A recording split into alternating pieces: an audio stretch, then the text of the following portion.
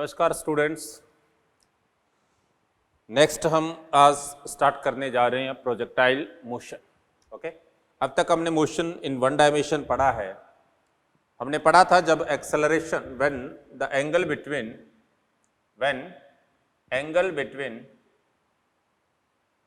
Velocity and acceleration is 0 degree और 180 degree, then motion क्या थी? वन डायमेंशनल मोशन थी। Okay, and but when angle theta is greater than 0 degree and less than 180 degree, then क्या होगी? To dimensional motion हो। इस chapter के अंदर हम टू डायमेंशनल मोशन की कंसेप्ट प्रोजेक्टाइल मोशन के बारे में स्टडी करेंगे। ओके, अभी मैंने आपको बताया कि टू डायमेंशनल मोशन के अंदर एंगल क्या होगा? 0 से बड़ा और 180 से छोटा। फॉर एग्जाम्पल, अगर आपने कोई कहे ये बॉडी की वेलोसिटी है v and the acceleration is at an angle theta, okay, then हम इस मोशन का एनालिसिस करने के लिए इस मोशन को ब्रेक करेंगे। we can resolve the motion into two directions. one direction is x direction and second is y direction. okay, यहाँ दो डायरेक्शंस हैं, एक x डायरेक्शन है और दूसरी क्या है? y direction. Now we can resolve the velocity and acceleration into two directions, x and y. Velocity is toward x-axis, therefore the component along x-axis ux equal to क्या है? v, and vertical component uy will be 0. For acceleration, the x component of acceleration will be a cos theta and y component will be a sin theta. Okay. Then ax is equal to a cos theta, ay is equal to a sin theta. Okay. Along x-axis, velocity is with the constant with a uniform acceleration a cos theta, and in y direction motion is due to constant acceleration a sin theta. Then we can use the equations of motion for uniform acceleration. Okay, तो क्या क्या equation है? देखिए, velocity after T time, velocity after T time,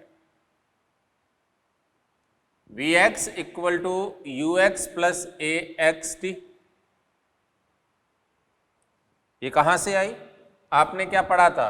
we vector equal to U vector plus A vector T. V vector is Vx I cap plus Vy j cap and u vector Ux I cap plus Uy and a vector Ax I cap plus Ay j cap into t. Okay, then Vx I cap plus Vy j cap is equal to Ux plus Ax t I cap.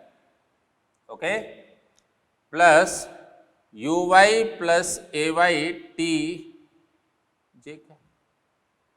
After comparison, vx equal to ux plus axt and vy equal to uy plus ayt. Okay, and net velocity v vector equal to vx I cap, then mod of v is vx square plus vy square का रूट। And direction of motion क्या हो जाएगा? tan alpha equal to, मान लीजिए किसी time velocity क्या थी? v थी, the angle with X axis is alpha, then tan alpha equal to vy by vx, represent the direction of motion. Okay, तो आप जब भी वेलोसिटी डिफाइन करनी होगी क्या करोगे? vx equal to ux plus axt along x axis, vy equal to uy plus ayt along y axis. Resultant velocity v equal to vx square plus vy square, tan alpha equal to vy by vx। Clear? ऐसे ही अगर position की बात करें तो क्या लिखोगे? x equal to ux t plus 1/2 ax t square and y equal to uy t plus 1/2 ay t square. Then displacement s equal to क्या हो जाएगा? x I cap plus y j cap. The resultant will be x I cap plus y, sorry s equal to x I cap plus y j cap. तो आपके पास इसका magnitude क्या होगा, x square plus Y square का root. Same अगर अपन velocity और डिस्प्लेसमेंट का रिलेशन देखें तो हम कह सकते हैं v x square equal to you x square plus 2ax into x and v y square equal to u y square plus 2ay into y. तो हम इन तीनों इक्वेशंस का कंपोनेंट्स में ब्रेक करते हुए यूज करेंगे, इसी के अकॉर्डिंग हम अपने इस चैप्टर को डिफाइन करेंगे। ओके, तो इस चैप्टर में आपके पास पॉइंट आता है projectile motion. Okay, two dimensional motion में हम इस कंसेप्ट का यूज करेंगे। टू डायमेंशनल मोशन में पॉइंट आता है प्रोजेक्टाइल मोशन। प्रोजेक्टाइल मोशन है क्या? When a body is projected at an angle with horizontal in air and it move under gravity मतलब under constant acceleration, then the motion of body is known as projectile motion.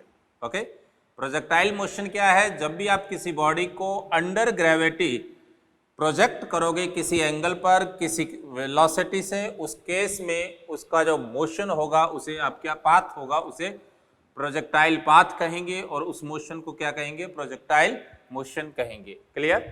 अब देखिए तीन तरह की projectile पढ़ते हैं। First projectile है आपके पास ऑब्लिक प्रोजेक्टाइल। ऑब्लिक प्रोजेक्टाइल क्या है? ग्राउंड टू ग्राउंड है। Projectile from ground to ground, जिसे आप ऑब्लिक प्रोजेक्टाइल भी कहते हैं।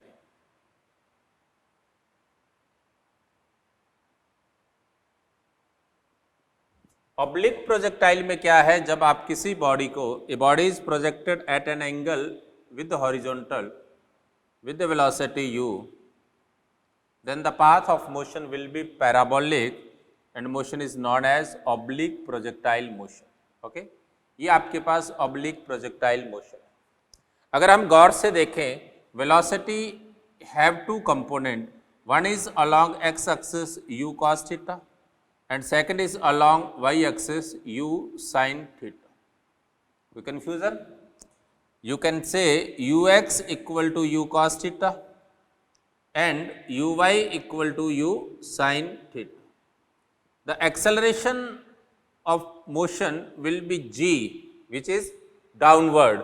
That is, acceleration along x axis is 0 and along y axis equal to minus g. It means the projectile motion is the combination of two types of motion. Along x axis acceleration is 0, therefore along x axis motion is uniform motion, and along y axis motion is uniform accelerated motion under gravity. Clear? आपके पास body मान लीजिए किसी height h तक जाती है, मान लो body h height तक जाती है, इसकी मैक्सिमम हाइट h है, हॉरिजॉन्टल ये r डिस्टेंस तक जाती है जिसे हम हॉरिजॉन्टल रेज कहते हैं। देन आप कह सकते हैं कि ये मोशन दो तरह की कॉम्बिनेशन की मोशन है, O से थी B तक, तो आप कह सकते हैं O टू B, इसकी मोशन थी ux equal to u cos theta से और ये r डिस्टेंस चलती है, t इक्वल टू 0 से चली थी और t इक्वल टू t तक चलेगी। क्लियर? और प्लस क्या है? एक वर्टिकल मोशन भी है अंडर ग्रेविटी जो h हाइट तक जाती है, आप कह सकते हैं ये h हाइट तक जाएगी, जो uy से जाएगी। मेरी बात क्लियर? ग्रेविटी नीचे को होगी। ओके, तो uy से h हाइट तक जाएगी। ये दो तरह की मोशन का कॉम्बिनेशन है, one is uniform motion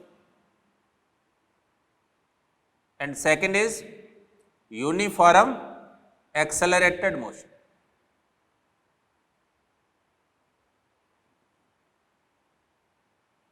clear?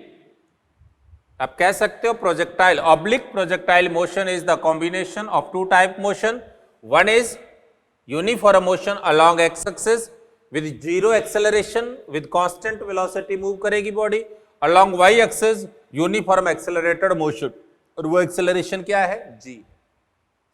अब जो पैरामीटर्स इसके हॉरिजॉन्टल डायरेक्शन पर डिपेंडेंट हैं, ऑल डिफाइन किए जाएंगे किससे? The concept of uniform motion. और जो पैरामीटर वर्टिकल मोशन पर डिपेंडेंट है, all parameters are defined by the concept of motion under gravity, vertical motion under gravity. मेरी बात क्लियर? अब यहां पर कुछ पैरामीटर्स हैं, आपको ये वैल्यूज पता है, लेकिन फिर भी मैं कुछ पैरामीटर्स की डायरेक्ट बात करता हूं। आपको पता है टाइम ऑफ असेंट,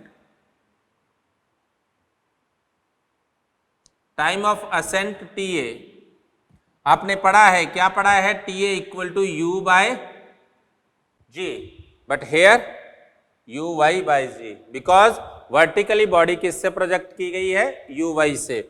इस हाईएस्ट पॉइंट पर वेलोसिटी वर्टिकली क्या हुई? Throughout the motion horizontal velocity remain constant, but vertical velocity will be change, first become maximum to zero, then become zero to maximum. Therefore, in projectile motion, the velocity always non-zero. Clear? हमने vertical motion में पढ़ा था, when body at highest point, then velocity of body will be zero. But in this case, velocity not zero. Okay? कहाँ? किसी भी point पर. Okay? क्योंकि कम से कम उसके पास horizontal velocity रहेगी. Okay? Vertical zero हो जाएगी at highest point, but total velocity non-zero रहेगी. मेरी बात clear? तो देखिए, टाइम ऑफ असेंट को डिफाइन किससे किया जाता है? वर्टिकल मोशन से। वहां u वेलोसिटी से बॉडी को प्रोजेक्ट करे थे, तो टाइम ऑफ असेंट क्या था? u by g. यहां वर्टिकल वेलोसिटी क्या है? u y, then time of ascent क्या होगा? u y by g, and u y is equal to u sine theta, then आप कह सकते हैं u sine theta by. Clear? आपको पता है टाइम ऑफ असेंट और time of descent are equal, u y by g equal to u sine theta by g. आप पढ़कर आए होगा, वो सेम कंसेप्ट रहेगा। नेक्स्ट देखिए time of flight, time of flight, time of flight क्या होता है? टी इक्वल टू क्या पड़ा है वहां पर? 2u, यहां क्या हो गया? 2u वाई बाय जी, जिसे आप लिख सकते हैं 2u साइन थीटा बाय जी। कोई कंफ्यूजन? क्लियर? नेक्स्ट देखिए, वहां पर हमने पढ़ा था, क्या पढ़ा था? वहां पर पढ़ा था हाइट, मैक्सिमम हाइट क्या पढ़ी थी? Maximum height h equal to u square, तो यहां क्या हो गया? U y square by 2। Height क्या होगी? You y square bye 2g, तो यू वाई क्या है? यू साइन थीटा, तो you square sine square theta by 2g। और अगर इसमें थीटा 90 डिग्री हो जाता है तो वर्टिकल मोशन हो जाएगी, तो h की वैल्यू मैक्सिमम होगी कितनी? You square by 2। कोई कंफ्यूजन? नेक्स्ट देखिए, अगर मैं हॉरिजॉन्टल रेंज की बात करूं, आप कह सकते हैं हॉरिजॉन्टल मोशन किसके द्वारा है? यूनिफॉर्म वेलोसिटी के द्वारा। आप कह सकते हो x इक्वल टू क्या है? Always u x t. तो जब t equal to capital T है तो r x इक्वल टू क्या हो जाएगा? तो आप कह सकते हैं r equal to you x into t, and t is equal to 2u y by g. तो आप लिख सकते हैं 2ux uy बाय, कोई confusion? 2ux uy by g, और ux uy की वैल्यू रखते हैं तो 2u square cos theta into sine theta by g, और 2 साइन थीटा कॉस थीटा को आप साइन 2 थीटा लिखते हैं, जिससे आपके पास रेंज क्या हो जाएगी? u square sine 2 theta by. Clear? कोई कंफ्यूजन?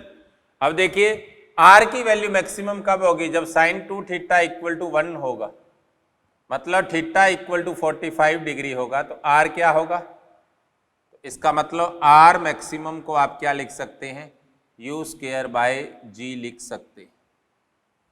क्लियर? तो प्रोजेक्टाइल मोशन में क्या पढ़ा आपने? There are two motions in projectile motion. One is along x-axis, which is uniform motion, and second is vertical motion, which is motion under vertical motion under gravity, which is non-uniform motion, या you कह सकते हैं uniform accelerated motion. Acceleration throughout the motion remain constant. Velocity throughout the motion will be changed at always non-zero.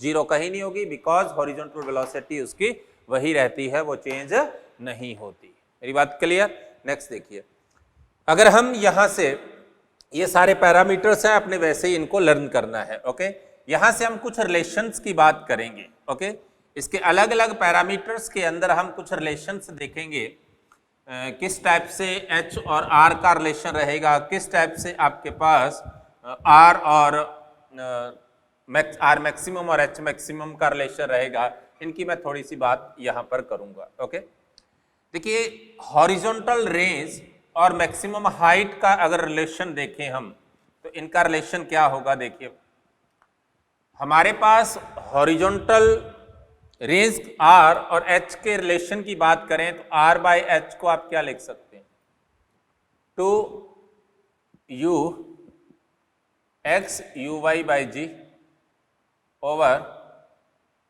u y square by 2g।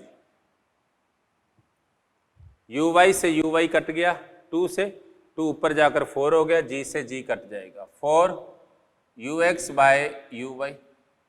आप लिख सकते हैं 4 u cos by u sine क्या हो गया, cos बाय साइन क्या हो गया, cot थीटा। तो इसका मतलब रेंज r इक्वल टू क्या होगा, 4h cot थीटा। कोई कंफ्यूजन, क्लियर।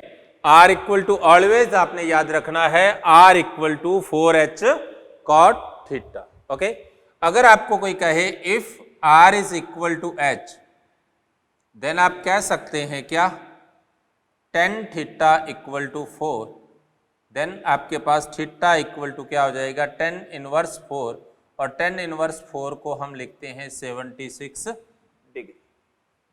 क्लियर। नेक्स्ट देखिए, अगर आपके पास थीटा इक्वल टू 45 डिग्री होता है तो उस केस में r आपके पास r मैक्सिमम होता है, उस केस में हाइट जो होगी वो क्या हो जाएगी, r by 4 cot theta, theta की वैल्यू 45 लिखोगे तो r मैक्सिमम बाय क्या हो जाएगा। It means when a body is projected at an angle 45 degree, then its height will be 1/4 times of its range and range is maximum in this case. कई बार आपसे question पूछ सकता है, a man can throw a body up to a maximum distance x, then find the maximum height up to he can throw the body. अब दो अलग अलग situation दे दी, एक क्वेश्चन नहीं है, वो कहता है एक बार ही कैन थ्रो मैक्सिमम डिस्टेंस, अगर उसे मैक्सिमम डिस्टेंस तक फेंकना है, मैक्सिमम डिस्टेंस तक प्रोजेक्ट करना है, then the angle should be 45 degree, and in this case R maximum equal to क्या होगा, यू स्क्वायर बाय जी। इस केस में एंगल शुड बी, बट अगर वो उसी बॉडी को मैक्सिमम हाइट तक पहुंचाना चाहता है, then angle should be 90 degree. Okay, in this case h maximum equal to क्या हो जाएगा, u square by, that is when he want to compare two different situations, then we can say r maximum is equal to h maximum by. बहुत सारे बच्चे confuse होते हैं इन दोनों में। ये कब है, जब वो कहे कि एक बंदा किसी बॉडी को मैक्सिमम डिस्टेंस तक फेंक रहा है, a man can throw a body up to a maximum distance 10 meter, then find the height of body, then height of body will be 10 by 4, r maximum by 4।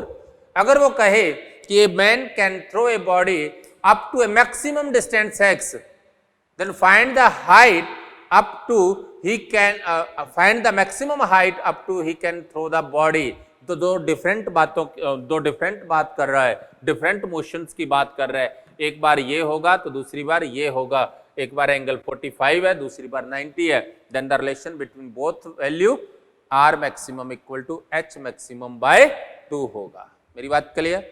Next देखिए, next आपके पास यहां से range और height से related और कई results आते हैं। हमने अभी पढ़ा है कि r is equal to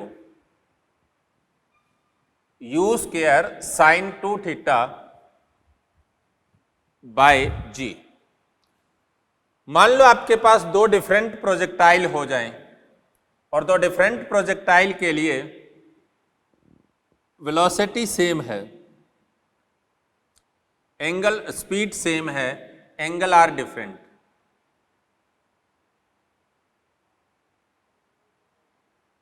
and range r1 है and range r2।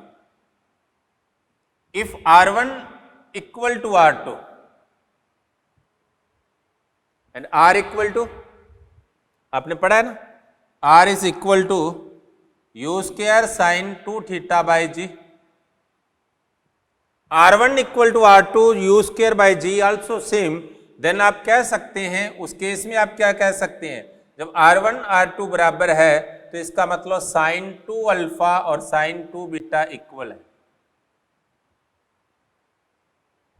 Sign 2 alpha and 2 beta इक्वल है, रेंज सेम है, हाइट सेम नहीं है, टाइम ऑफ फ्लाइट सेम नहीं है, टाइम ऑफ फ्लाइट भी सेम नहीं है, तो definitely alpha equal to beta की बात नहीं कर रहा है, इसके अलावा भी कोई और एंगल है। कब, किस वैल्यू पर अल्फा और बीटा, साइन 2 अल्फा और sine 2 beta will be same, आपको इसे डिफाइन करना है। अगर मैं थोड़ा सा डीपली जाऊं इसमें तो इसको इधर लाऊंगा, sine A minus sine B equal to 0 होगा, मेरे पास क्या होगा देख ही लेते हैं, sine 2 alpha minus sine 2 beta should be, और इसका एक फॉर्मूला होता है, मैं लिख सकता हूं 2 sine A plus B by 2, 2 alpha plus 2 beta by 2, sine 2 alpha minus sine 2 beta equal to आप लिख सकते हैं sine 2 alpha plus sine 2 beta by 2, okay, sorry sine 2 alpha minus sine 2 beta by 2 and cos 2 alpha plus 2 beta by 2 equal to क्या होगा, ये formula है, sine C minus sign D का क्या होगा, sine 2 sine C minus D by 2 cos C plus D by 2, तो आपके पास क्या आया, 2 0 में गया तो साइन अल्फा माइनस बीटा और cos alpha plus beta equal to 0, दो कहानियां बनेंगी, या तो साइन अल्फा माइनस बीटा 0 होगा, साइन अल्फा माइनस बीटा 0 है तो डेफिनेटली अल्फा माइनस बीटा भी 0 होगा, तो मतलब अल्फा इक्वल टू क्या होगा, लेकिन ये तो है नहीं, क्यों, because sorry if alpha equal to beta then H1 should be equal to H2 and T1 should be equal to T2, then फिर आप किसकी बात कर रहे हो, सब कुछ ही तो सेम है, तो सेम प्रोजेक्टाइल होगी ना, तो ये तो बराबर नहीं है। नेक्स्ट देखिए, दूसरा केस हो सकता है cos alpha plus beta equal to 0, मतलब alpha plus beta equal to क्या हो गया 90 degree, it means when R1 equal to R2 और U1 equal to U2, then आप गांठ बांध लीजिए, याद रख लीजिए इसको, alpha plus beta equal to क्या होगा 90 degree, if the sum of the angle of projections of both is 90 degree, then the range of both will be same when they are projected with same speed, अगर उनकी speed same है तो definitely उस case में alpha plus beta 90 degree होगा, तभी R1 equal to R2 होगा, otherwise ये पॉसिबल नहीं है, मेरी बात क्लियर। और अब देखिए, अगर R1 और R2 बराबर हैं तो आपके पास कई पैरामीटर्स आते हैं, कई रिजल्ट्स आते हैं, इस पर बहुत सारे क्वेश्चन बनते हैं, ओके, आप आगे देखोगे शीट में आपको बहुत क्वेश्चंस मिलेंगे, ओके, मैं वो सब यही बता रहा हूं आपको, ये क्वेश्चन ही बता रहा हूं आपको, याद रख लेना, दिमाग में बिठा लेना इस बात को।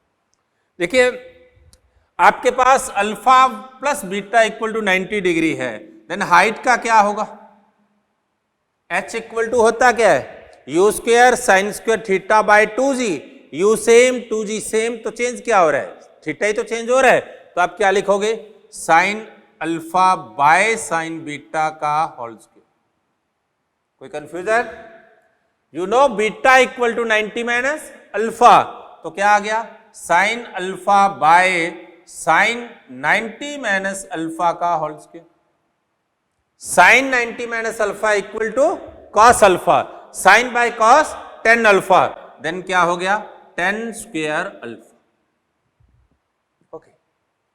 When two projectiles are projected with same speed at an angle alpha and beta such that their horizontal ranges are same, then the ratio of their heights will be 10 square alpha, alpha कौन है, जिसकी height पहले ली है उसका angle होगा, अगर h2 by h1 लिखते तो 10 स्क्वायर बीटा हो जाता, मेरी बात क्लियर। तो पहला कंसेप्ट आपके पास क्या आया, इस केस में H1 बाय H2 पल्ले बांध लेना, क्या होगा 10 स्क्वायर अल्फा होगा।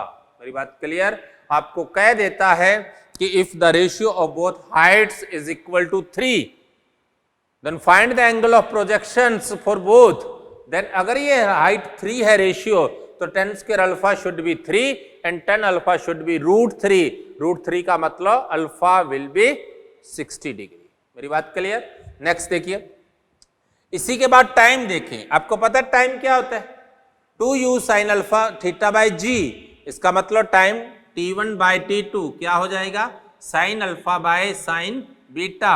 बीटा को 90 माइनस अल्फा लिखोगे तो क्या आ जाएगा? 10 अल्फा आ जाएगा। मेरी बात क्लियर? कोई कंफ्यूजन? अब देखिए नेक्स्ट देखिए, अगर हमें यहां से वो पूछ लेता है कि इनकी हाइट्स का स्क्वायर का सम क्या होगा। पहले वाले की हाइट क्या थी? h1 plus h2। क्या लिख सकते हैं? u square by 2g। पहले वाले का साइन स्क्वायर अल्फा और दूसरे वाले का sine square, and beta is equal to 90 minus alpha. Then sine 90 minus alpha क्या हो गया? Cos alpha. तो आप क्या लिखोगे? u स्क्वायर बाय 2g क्या आ गया?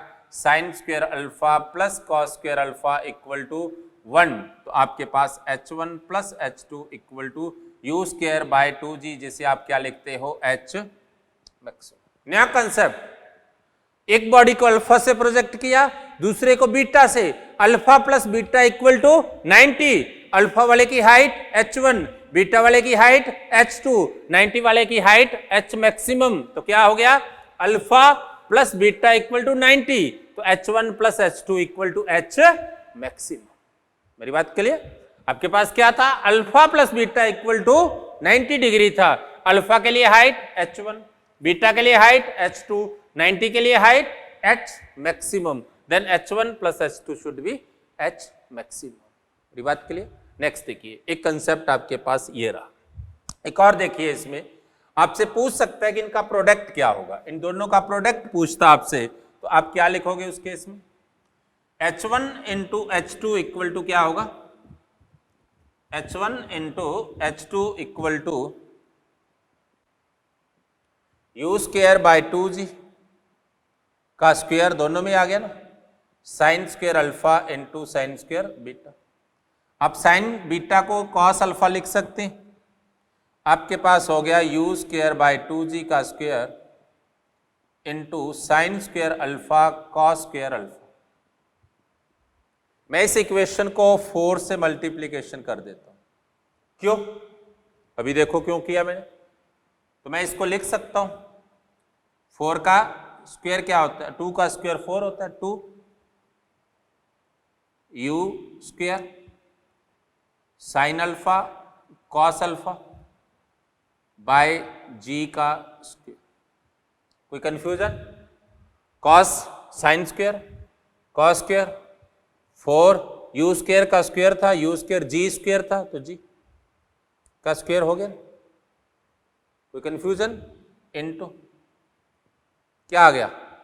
2 का स्क्वायर क्या था? 4, 4 इंटू 4 16, तो 1/16। गौर से देखो, 2u square sine alpha cos alpha क्या था? रेंज थी। रेंज क्या थी? 2u square sine alpha cos alpha by g। तो ये क्या हो गया? r square by 16। इसका मतलब उस केस में रेंज क्या होगी? रूट करेंगे तो 4 रूट h1 h2 हो जाएगी। When two bodies are projected with same speed at different angles such that their ranges are equal, then equal range is equal to the 4 times of the product of the heights of both, root of product of heights of both। दोनों की height के product का जो root होगा उसका 4 times होगी कौन? दोनों की range, because range equal for both. Clear? Next देखिए, ऐसे ही अगर हम टाइम की बात कर लें, इसमें अगर मेरे को वो कह दे कि इसका टाइम का सम क्या होगा, तो आप लिख सकते हैं t1 into t2, t1 into t2। तो t1 इंटू t2 को क्या लिखेंगे?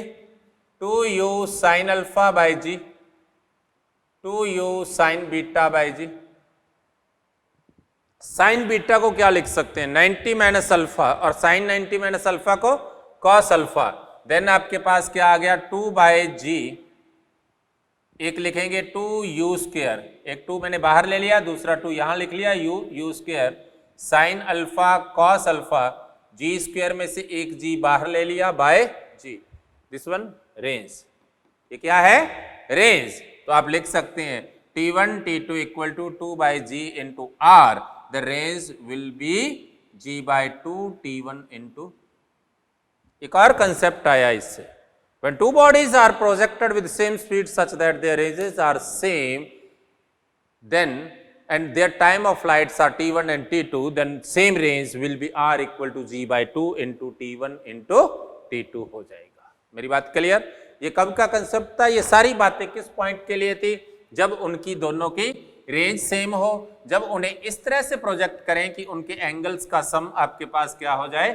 90 डिग्री हो जाए। ओके, नेक्स्ट देखिए, ये इसकी रेंज से रिलेटेड बातें थी। ओके, इसकी हाइट से रिलेटेड बातें थी। ओके, अब देखिए, अब एक बात आती है कि इसकी इक्वेशन क्या होगी प्रोजेक्शन की, इसकी वेलोसिटी क्या होगी, और वेलोसिटी से रिलेटेड क्या क्या कंसेप्ट्स बनेंगे, इन सब की अपन बात करेंगे। ओके, तो अब हम बात करते हैं एक बार वेलोसिटी की। देखिए, वेलोसिटी आफ्टर टी टाइम क्या होगा? Velocity after T time, projectile के अंदर अगर मैं टी टाइम बाद वेलोसिटी की बात करता हूं तो वेलोसिटी क्या होगी? देखिए, आपको पता है Vx क्या होगा? अलोंग एक्स एक्सिस देखें, Vx equal to ux plus ax t ना,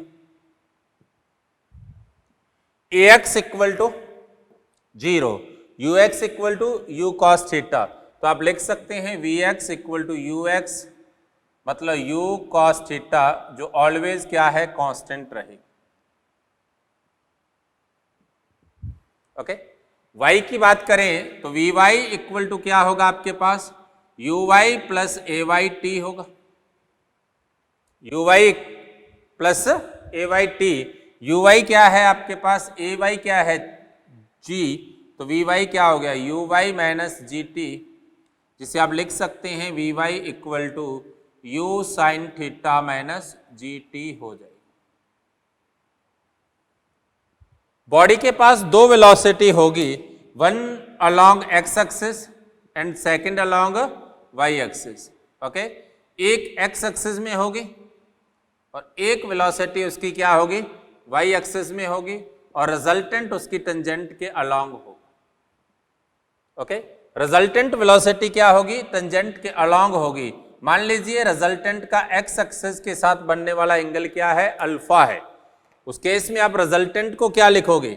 आपको पता है ना, v इक्वल टू क्या होता है? मैंने पीछे बताया था, vx² प्लस vy।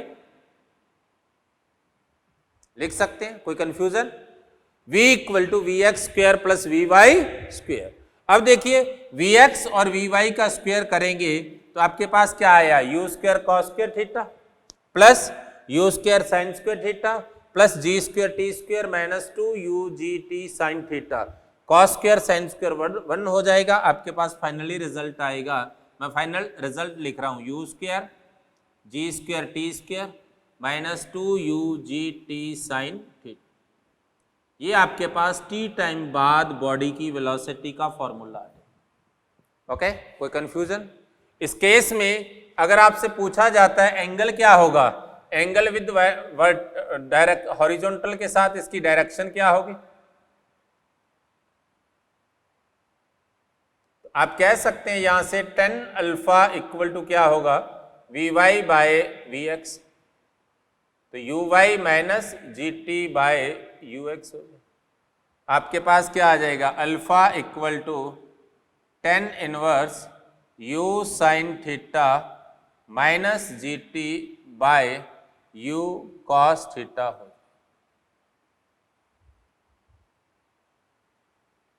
ये आपके पास क्या हो जाएगी? प्रोजेक्टाइल की डायरेक्शन हो जाएगी। कब? After T time. मेरी बात क्लियर? तो जब भी आपसे वेलोसिटी की बात करें, आप इसके अकॉर्डिंग उसका रिजल्ट निकाल सकते हो। ओके, यहां कुछ बातें हैं जो आपको पता होनी चाहिए। कई बार आपसे वो पूछ लेता है कि चेंज इन वेलोसिटी बताओ। आपको पता है इनिशियल वेलोसिटी क्या है? u cos theta i cap, x में कितनी है? cos, और y में कितनी है? sin। फाइनल वेलोसिटी क्या होगी, अभी पढ़ा है, u cos theta i cap plus u sin theta minus g t. कोई कंफ्यूजन? अब अगर मैं वेलोसिटी की बात करूं अलग अलग पॉइंट पर, हाईएस्ट पॉइंट ए की बात अपन करते हैं, ए पर पता है वी वाई 0 हो जाता है, तो आपके पास वी बी वी ए वेक्टर कितना हो जाएगा, वी ए वेक्टर आपके पास हो जाएगा u cos थीटा। काय को वहां पर टोटल मोशन वेलोसिटी की क्या हो जाएगी, हॉरिजॉन्टल हो जाएगी, एक्सेलरेशन नीचे को है। इस प्रोजेक्टाइल मोशन में सिंगल पॉइंट है ए, जिस पॉइंट पर velocity and acceleration are perpendicular to each other. मेरी बात क्लियर? पूछ लेता है find the point where velocity is perpendicular in to acceleration in projectile motion, at the highest point of motion the velocity will be perpendicular to acceleration. मेरी बात clear? कोई confusion? Next देखिए, यहां से अगर मैं बी पॉइंट की बात करता हूं, एट बी पॉइंट आप क्या कहेंगे, t इक्वल टू क्या होगा, t इक्वल टू t क्या है 2u sine theta by g. Then v y क्या हो जाएगा आपके पास, v y equal to u sine theta minus 2u sine theta by g, और इंटू जी से जी कैंसिल, तो क्या आया u sine theta minus 2u sine theta. तो वी वाई को आप क्या लिख सकते हैं, माइनस u साइन थीटा लिख सकते हैं। तो इसका मतलब बी पॉइंट की वेलोसिटी क्या होगी, x में तो वही है और y में बदल गई, क्या होगी minus u sine theta j cap हो जाएगी। मेरी बात क्लियर? कोई कंफ्यूजन? x एक्सिस में वेलोसिटी क्या रहेगी, u cos theta, and in y axis क्या रहेगी, माइनस u साइन थीटा। कहां पर, ए बी पॉइंट पर। ए पॉइंट पर क्या थी वेलोसिटी, ए पॉइंट पर वेलोसिटी थी u cos theta i cap plus u sin theta, sorry O point पर, ओ पॉइंट पर क्या थी, ओ पॉइंट पर थी u cos theta i cap plus u sin theta j cap, और बी पॉइंट पर क्या है u cos theta i cap minus u sin theta j cap. Change क्या हुआ है, हॉरिजॉन्टल कंपोनेंट चेंज नहीं हुआ, वर्टिकल की डायरेक्शन चेंज होगी। पहले u sin थीटा ऊपर को था, अब u sin थीटा क्या है, नीचे को। अगर डायरेक्शन ही चेंज हुई है तो जितना एंगल यहां था उतना ही यहां था। कहने का मतलब जिस एंगल से बॉडी को जिस स्पीड से प्रोजेक्ट करते हैं उसी स्पीड से ग्राउंड से अगर टकराएगी और उसी एंगल से टकराएगी। डायरेक्शन वर्टिकल कंपोनेंट की चेंज होगी, हॉरिजॉन्टल में कोई चेंज नहीं होगा। मेरी बात क्लियर? अब देखिए, इसमें कई बार क्वेश्चन पूछ लेता है change in velocity, change in velocity. वैसे तो सिंपल कंसेप्ट है इसका, आप आगे जाकर पढ़ते हैं। फोर्स क्या होता है, change in momentum by time. तो चेंज इन मोमेंटम होता है फोर्स इनटू टाइम, और फोर्स होता है ऑलवेज mg। क्या होता है mg, और टाइम आपको पता है जो अलग अलग पॉइंट का क्या है। तो आप mg को टाइम से प्रोडक्ट कर दो, चेंज इन मोमेंटम आ जाएगा, और मास से प्रोडक्ट डिवाइड कर दो इसको, तो चेंज इन वेलोसिटी आ जाएगी। फिर भी अगर मुझे यहां से पूछता है तो सिंपल, अगर टी टाइम बाद पूछता है, टी टाइम बाद, तो मैं यही लिखूंगा del v vector equal to v vector minus initial u vector. V vector मेरे पास क्या है, cos theta i cap plus u sine theta minus g t j cap, और इनिशियल क्या है, u cos theta i cap plus u sine theta j cap. Minus g t j cap अलग है, बाकी सारा वही है ना, तो इसका मतलब वो कैंसिल हो जाएगा। आपके पास क्या आएगा, del v equal to minus g t j cap. कोई कंफ्यूजन? टाइम की वैल्यू पुट करेंगे आ जाएगा, और चेंज इन स्पीड आ जाए। अगर आपसे पूछ ले चेंज इन स्पीड, तो स्पीड में चेंज क्या हो जाएगा, del v equal to v minus u. जैसे फॉर एग्जाम्पल आपको कहता है कि O2A की बात करें, O2A, O से A में गया, O से वेलोसिटी ये थी, A पर ये थी, इनका चेंज क्या हो जाएगा, आप लिख सकते हैं del v vector equal to v A vector minus u not vector equal to minus u sine theta j cap. अगर टाइम से देखते, कैसे देखते, माइनस जी टी था, टी क्या है, 0 से a तक जाने का टाइम क्या पढ़ा था आपने, पढ़ा था ना शुरू में, टाइम ऑफ असेंट क्या पढ़ा था, u sin theta by g। तो जब आप यहां रखोगे u sin theta by g, g से g कैंसिल, क्या आ जाएगा minus u sin theta j cap. और चेंज इन स्पीड की बात करें, वेक्टर है तो वेलोसिटी की बात कर रहे हैं, वेक्टर नहीं है तो स्पीड की, तो उस केस में क्या होगा va minus u no, va कितना है u cos थीटा और ये कितना है, तो स्पीड में चेंज क्या हो गया, स्पीड में चेंज हो गया minus u 1 minus cos theta. Minus क्या रिप्रेजेंट करता है कि उसकी स्पीड कम हो गई है, क्योंकि कॉस की वैल्यू कभी भी 1 से ज्यादा नहीं होगी, 1 minus cos theta always positive होगा, तो माइनस u क्या रिप्रेजेंट करेगा यहाँ, उसकी वेलोसिटी पहले से कम हो गई है। मेरी बात क्लियर। तो जब भी वेलोसिटी से रिलेटेड कोई पैरामीटर आए उस केस में आपने आफ्टर टी टाइम वेलोसिटी देखनी है, ये हो जाएगी, डायरेक्शन देखनी है, ये हो जाएगी, अलग अलग पोजीशन पर वेलोसिटी देखनी है, ये हो जाएगी, चेंज इन वेलोसिटी की बात करता है तो minus g t j cap हो जाएगा, स्पीड की बात करता है तो दोनों टाइम की स्पीड मतलब वेलोसिटी का मैग्नीट्यूड आपको पता होना चाहिए, तो आप उनके डिफरेंस से इसका रिजल्ट निकाल सकते हो। मेरी बात क्लियर।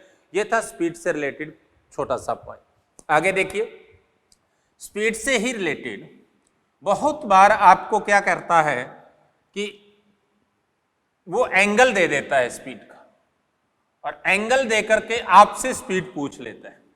बहुत बार ऐसा क्वेश्चन में देता है कि वो आपको एंगल दे देगा कि find the velocity when it makes an angle alpha with horizontal, right. आपको उसने एंगल दे दिया, उस केस में आपको उसकी वेलोसिटी दे दी, तो क्या करोगे,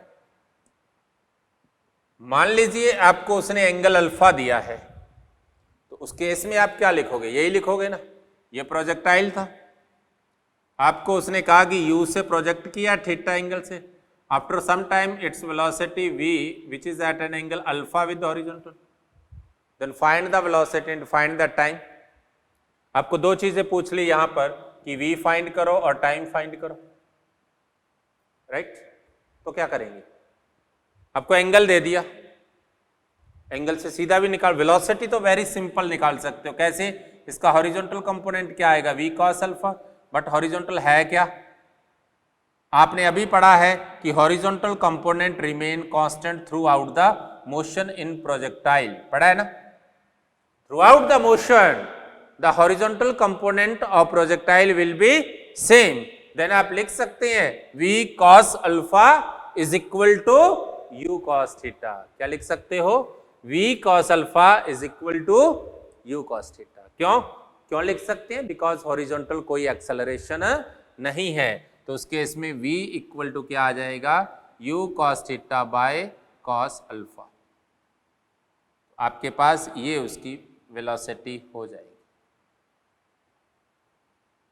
कोई कंफ्यूजन, क्लियर। नेक्स्ट देखिए, आपको और ऐसा पूछ ले कि टाइम कब होगा, तो आपने डायरेक्ट इसका रिजल्ट रख लेना है, कहा tan alpha equal to u sin theta minus g t by u cos theta, right. ध्यान देना एंगल का जरूर ध्यान देना, कई बार एंगल ज्यादा बड़ा हो या छोटा हो, जैसे मान लो बॉडी इधर आ रही है, ओके, ये उसकी वेलोसिटी है, ये एंगल, वो एंगल ना दे करके ये एंगल दे दे एंटी क्लॉकवाइज सेंस में, ओके, इस चीज का आपने ध्यान रखना है। मेरी बात क्लियर, और कब हो रही है ये चीजें ध्यान रखनी है। नेक्स्ट देखिए, नेक्स्ट आपके पास एक कंसेप्ट और आ जाता है, एक सिंपल सा कंसेप्ट है कि find the time and velocity when it become perpendicular to initial velocity. एक सिंपल कंसेप्ट क्या है कि find the time and velocity when it become perpendicular to initial velocity. अगर बॉडी की वेलोसिटी इनिशियल वेलोसिटी के perpendicular हो जाए, उस केस में उसका टाइम और उसकी वेलोसिटी की आपको बात करनी है। मेरी बात क्लियर। देखिए, काफी सिंपल कंसेप्ट है। मान लीजिए ये प्रोजेक्टाइल मोशन थी, आपने इनिशियल वेलोसिटी बॉडी को दी थी, ये u थी, इनिशियली डायरेक्शन में जा रही, थीटा एंगल थी। पहली बात तो हाईएस्ट पॉइंट से पहले पॉसिबल नहीं है, हाईएस्ट पॉइंट से पहले वेलोसिटी का एंगल हॉरिजॉन्टल से ऑलवेज क्या रहेगा, इसके साथ एंगल ऑलवेज 90 डिग्री से कम रहेगी। तो इसके बाद पॉसिबल हो सकता है, मान लो इस पॉइंट पर इसकी वेलोसिटी जो है वो परपेंडिकुलर होगी किसके, इनिशियल की। तो डेफिनेटली ये एंगल क्या होगा, ये इनिशियल की लाइन थी, ये फाइव। अगर यहां पर ऐसा हो गया है तो आप यहां से एक हॉरिजॉन्टल लाइन ले सकते हैं। डेफिनेटली ये भी हॉरिजॉन्टल, ये भी हॉरिजॉन्टल, ये थीटा तो ये भी क्या होगा थीटा, तो ये एंगल क्या हो गया 90 माइनस थीटा, तो ये भी क्या हो गया। कोई कंफ्यूजन? हॉरिजॉन्टल वेलोसिटी देखिए, इनिशियली स्टेज पर horizontal velocity will be u cos theta, क्या है u cos theta. But velocity when it become perpendicular to initial, then its horizontal component v cos 90 माइनस theta, it means v sin theta. You know कि horizontal velocity remain constant ना, तो Vx क्या है आपके पास v sin theta, and Ux आपके पास क्या था u cos थीटा। मैंने अभी बताया था ना कि जब एंगल दे दे आपको तो वेलोसिटी कैसे डिफाइन करनी है, सिर्फ कंपोनेंट कंपेयर कर दो और कुछ नहीं करना आपको। ओके, तो आपके पास क्या आ गया v equal to u cos by sin क्या हो गया cot। मेरी बात क्लियर? अब आपसे टाइम पूछ सकता है, टाइम के लिए देखिए क्या होगा। अगर आपसे वो टाइम पूछता है तो टाइम की बात करें तो आप कह सकते हैं वेलोसिटी परपेंडिकुलर है u के, t टाइम बाद आप वेलोसिटी को क्या लिखते हैं u cos theta i cap plus u sin theta minus gt j cap, और t टाइम इनिशियल वेलोसिटी क्या थी डॉट, क्योंकि जब परपेंडिकुलर होगी then their dot product will be zero, and fine initial velocity क्या थी u cos theta i cap plus u sin theta j cap should be. जब आप इसका डॉट प्रोडक्ट करोगे u से u square cos square theta, i का i से हो गया, j का j से होगा u sin square theta, minus gt था तो minus u gt sin theta will B.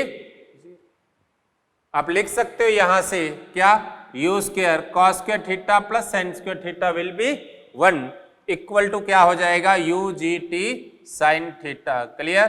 तो u से u कैंसिल, तो टाइम आपके पास क्या हो गया u बाय g। क्लियर? अब देखो मजेदार, इसमें एक क्वेश्चन पूछता है बंदा, क्या पूछता है वो, कई बार आपको क्वेश्चन दे देता है कि वेलोसिटी इतनी है, टाइम एंगल इसका इतना है, और इतने टाइम बाद सॉरी बताओ कितने टाइम बाद उसकी वेलोसिटी परपेंडिकुलर होगी। आप कुछ नहीं देखते, क्वेश्चन से टाइम निकाल लेते और पता लगा वो कभी परपेंडिकुलर हुई नहीं। क्यों? अगर ये टाइम इसका उसके टाइम ऑफ फ्लाइट से ज़्यादा हुआ तो मोशन ही नहीं रहेगी ना। ये कब पॉसिबल है? जब t की वैल्यू इक्वल और लेस देन हो किससे, what is t, time of flight, तभी पॉसिबल है। अगर t की वैल्यू इस टाइम से ज़्यादा है, बॉडी तो 2 सेकंड पर हिट करेगी और आपका टाइम आ रहा है 4 सेकंड, हाउ इज पॉसिबल? तो कैसे पॉसिबल है ये भाई? तो पॉसिबल नहीं होगा। तो उस केस में देखिए u बाय g sine theta is less than 2u sine theta by g, g से g कट गया, ये उधर जाएगा तो क्या हो गया 1/2 less than sine square theta, मतलब साइन थीटा की वैल्यू इक्वल और ग्रेटर देन होनी चाहिए 1/, इसका मतलब थीटा की वैल्यू ग्रेटर देन होनी चाहिए किससे 45। अगर इससे कम हुई तो उसके इसमें पॉसिबल नहीं है। मेरी बात क्लियर? सिंपल सा तरीका भी है, जिस एंगल से प्रोजेक्ट किया उससे गिरेगा। अगर ये एंगल 30 है तो गिरने वाला भी 30 होगा, और अगर ये 30 है तो ये एंगल 90 से क्या हो जाएगा ज्यादा हो जाएगा ना। देखिए उस केस में अगर इस तरह की कहानी बना दें अपन, मैं आपके लिए एक एग्जांपल लेता हूं कि जो एंगल आपके पास ये था ना, और यहां की वेलोसिटी के लिए ये था,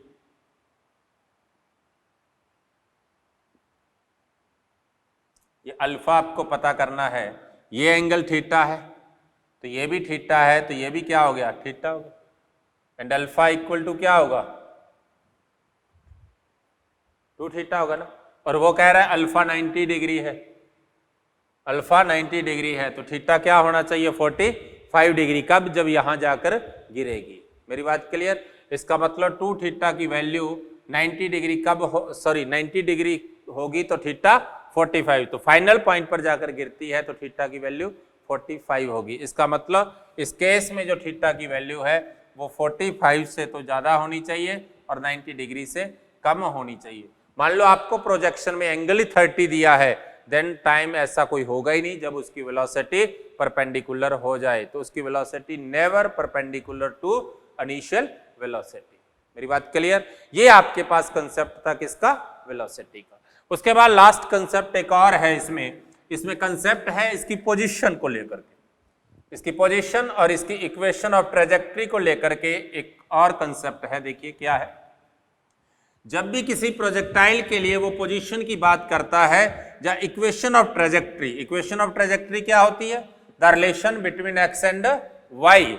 उस केस में हम क्या करेंगे, देखिए हम कह सकते हैं x इक्वल टू क्या होता है? ux t plus 1/2 ax t square. You know ax is equal to 0। जब ax 0 है तो उस केस में x इक्वल टू क्या हो गया? ux t, मतलब u cos थीटा t। कोई कंफ्यूजन? नेक्स्ट देखिए y की बात करेंगे, y इक्वल टू क्या है? uy t plus 1/2 ay t square. तो आप लिख सकते हैं y equal to u sine theta t minus 1/2 gt। अगर मैं t की वैल्यू यहां से यहां पुट कर दूं, क्या है? x by u cos theta है, तो मेरे पास क्या आएगा देखना जरा, y u sine theta into x by u cos theta minus 1/2 g x square by u square cos square theta. Simplify करोगे तो आपके पास क्या हो गया? x tan theta minus g x square by 2 u square cos square theta. ये आपके पास equation of trajectory हो जाएगी। क्लियर? अब अगर आप इसमें से कॉमन बाहर ले लेते हैं, y equal to x tan theta बाहर ले लेते हैं, तो यहां tan थीटा चाहिए था ना, आपके पास तो है नहीं, तो 10 से प्रोडक्ट करेंगे 10/10, ये 10 तो बाहर चला गया, इस 10 को साइन बाय कॉस लिखेंगे, कॉस से कॉस कट जाएगा, तो आपके पास क्या आएगा? आपके पास यही बचेगा 1 minus x square bye x bye 2 u square sine theta cos theta, और जी को मैंने नीचे लिखा बाय जी। ये क्या है? रेंज। तो आपके पास y क्या हो गया? X tan theta minus 1 minus x by r. ये आपके पास इसका इक्वेशन ऑफ ट्रेजेक्ट्री हो जाएगा। मेरी बात क्लियर? इसके अलावा देखिए यहां से देखें, ये आपके पास कांस्टेंट है, ये आपके पास कांस्टेंट है, तो y को आप लिख सकते हैं ax minus b x square, और ax माइनस बी एक्स का ग्राफ कैसा होता है? ऐसा होता है, अर्थात इसके प्रोजेक्टाइल मोशन का पाथ क्या रहेगा? कुछ ऐसा रहेगा। मेरी बात क्लियर? ये आपके पास इसकी इक्वेशन ऑफ ट्रेजेक्ट्री से रिलेटेड बात है। ओके, इसके अलावा 2-3 पॉइंट्स और हैं जो आपके मन में होने चाहिए, आपके दिमाग में होने चाहिए। कौन कौन से पॉइंट है? देखिए, एक पॉइंट, अगर किसी प्रोजेक्टाइल के लिए हम उसके एंगल ऑफ इलेवेशन की बात करें, वो क्या होगी?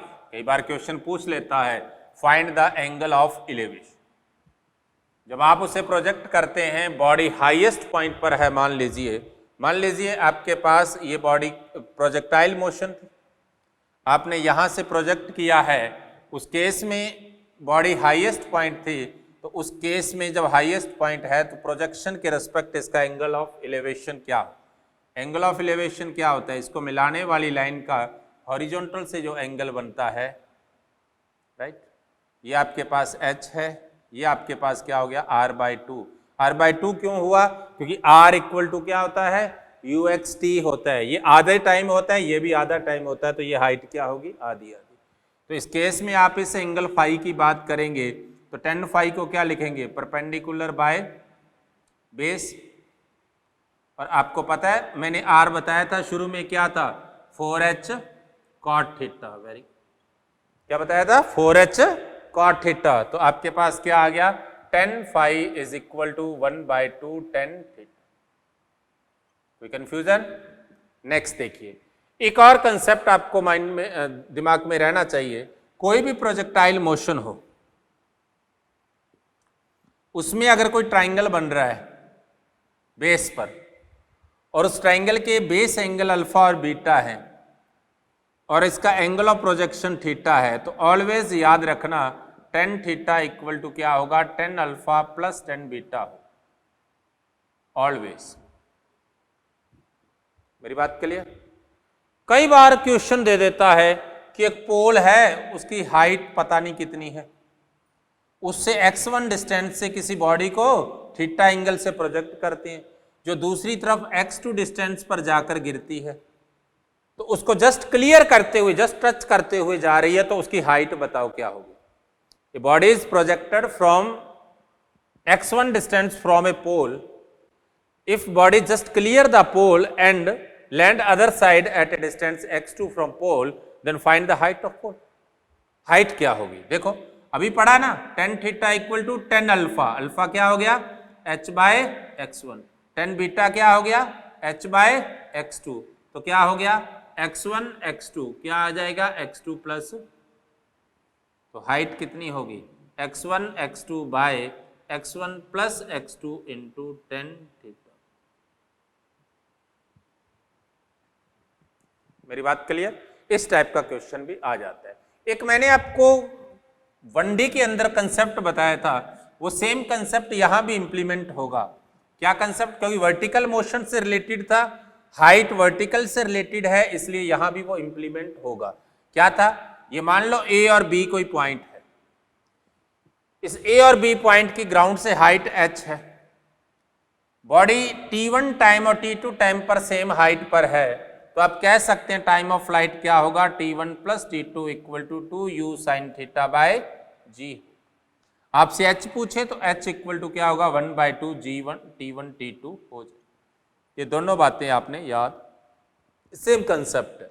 एक और कंसेप्ट देखिए, यहां पर आपको कह देता है कि ये कोई प्रोजेक्टाइल मोशन है, और इस प्रोजेक्टाइल मोशन के अंदर हम एक हॉरिजॉन्टल लाइन लेते हैं। मान लीजिए आपके पास ये प्रोजेक्टाइल मोशन है, इस प्रोजेक्टाइल मोशन में ये कोई हॉरिजॉन्टल लाइन्स है, ये A है, ये B है, ये C है, ये D है, ये E है, ये F।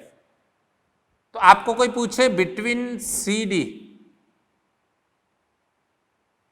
या बिटवीन BE या बिटवीन AF, तो आप कह सकते हैं C से D में जितनी VY बढ़ेगी उतनी VY घटेगी, B से E में जितनी y बढ़ेगी उतनी जितनी घटेगी उतनी बढ़ेगी, A से जितनी Vy बढ़ेगी उतनी घटेगी उतनी वापस बढ़ेगी। तो उस केस में ऑलवेज जो एवरेज वेलोसिटी है उसमें वर्टिकल कंपोनेंट कैंसल आउट हो जाएंगे, हॉरिजॉन्टल बचेंगे, तो उस केस में आप क्या लिख सकते हो, always u cos theta i cap होगा। कहीं भी हॉरिजॉन्टल लाइन ले लीजिए, उसके अंदर एवरेज वेलोसिटी ऑलवेज क्या होगी, u cos theta i cap होगी। क्यों?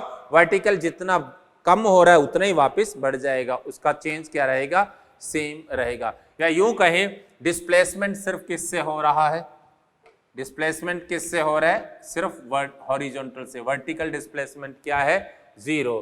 तो आप लिख सकते हैं v average equal to x by t, और x को लिखते हैं ux t बाई टी, तो t से t कैंसिल, तो ऑलवेज क्या होगा, ux के बराबर होगा, u cos थीटा के बराबर होगा। ओके, तो ये आज की हमारी क्लास थी। कल हम इस प्रोजेक्टाइल से रिलेटेड इन सभी टॉपिक्स से रिलेटेड क्वेश्चंस करेंगे। तब तक आप इसको एक बार नहीं 2 बार रिवाइज कर लीजिए। जब हम कल क्वेश्चन करने लगें तो आपको इन सभी के फॉर्मूलाज आने चाहिए। Okay, thank you.